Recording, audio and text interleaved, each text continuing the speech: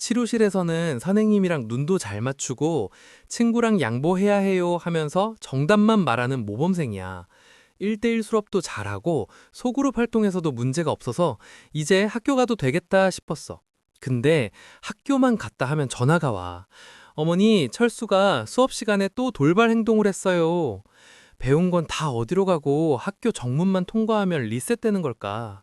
이런 일이 반복되면 치료실에서만 잘하는 게 무슨 소용인가 싶어서 맥이 탁 풀릴 거야. 내 이름은 곰이야.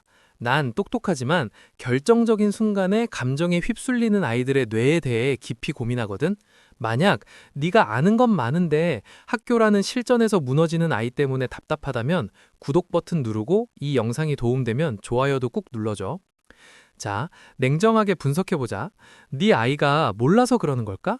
아니야. 규칙은 다 알고 있어. 문제는 학교라는 곳이 치료실과 달리 변수가 너무 많다는 거야. 시끄럽고 예측 불가능한 상황이 닥치면 아이의 뇌는 감정에 압도되어서 논리적인 사고 회로가 멈춰버려. 이건 아이가 나쁜 행동을 하는 게 아니야. 너무 흥분하거나 당황해서 생각하는 과정이 일시정지된 상태인 거지. 즉, 상황을 객관적으로 보지 못하고 감정이 먼저 튀어나가는 시스템 오류가 난 거야. 이 오류를 잡으려면 어떻게 해야 할까? 감정의 파도에 휩쓸리지 않도록 논리의 방파제를 세워줘야 해. 이해하기 쉽게 CCTV 모드라고 부르자.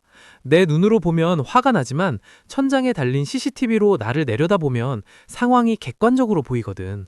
네 아이에게 필요한 건 바로 이 드론을 띄워서 상황을 내려다보는 힘이야. 이걸 전문 용어로는 메타인지라고 하지. 그럼 어떻게 훈련해야 할까? 무작정 학교에서 왜 그랬어? 라고 묻는 건 아이에게 너무 어려워. 관찰, 묘사, 추론의 단계를 거쳐야 사고력을 키울 수 있어. 이 단계를 아이가 좋아하는 관심사로 먼저 연습하고 나중에 실생활에 적용하는 거야. 1단계, 아이의 최애로 논리회로 뚫기. 아이 뇌에 논리 길을 내려면 아이가 가장 좋아하는 것부터 시작해야 해. 싫어하는 공부로 질문하면 뇌가 문을 닫아버리지만 좋아하는 걸 물어보면 신나서 뇌가 풀가동되거든. 중요한 건 이거 뭐야? 라는 지식이 아니라 왜 그럴까? 하는 논리를 묻는 거야. 예를 하나 들어볼게. 만약 아이가 공룡 덕후라던? 이런 친구들은 지식은 많은데 연결이 안 되는 경우가 많아. 단편적인 사실을 이유로 묶어줘야 해. 자, 티라노는 육식이야, 추식이야? 이런 단순 지식 확인의 질문은 비추천이야. 대신 티라노는 왜 이빨이 뾰족할까?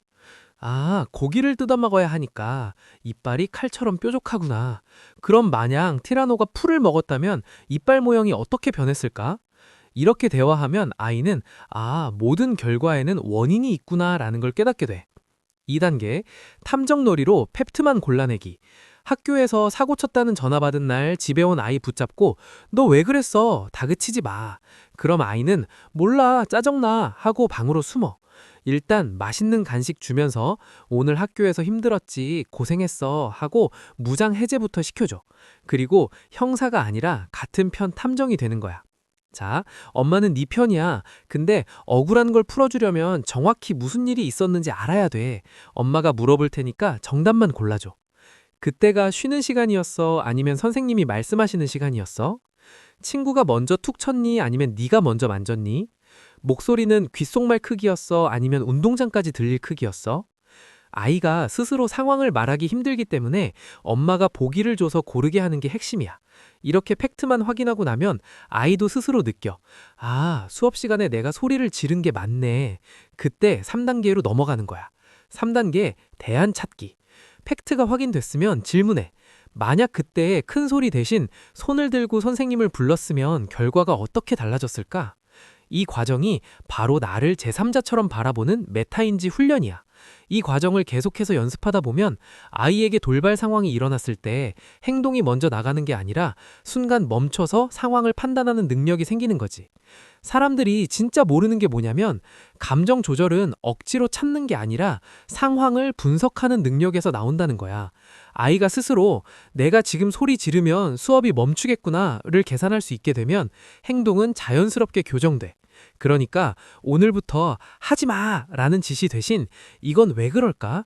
저러면 어떻게 될까? 하고 생각할 틈을 주는 질문을 던져줘. 네 아이는 생각보다 훨씬 논리적인 잠재력을 가지고 있으니까. 그런데 이거 어른도 스스로 객관화해서 상황 판단하는 사람 잘 없는 거 알지? 그러니까 같이 꾸준히 연습해.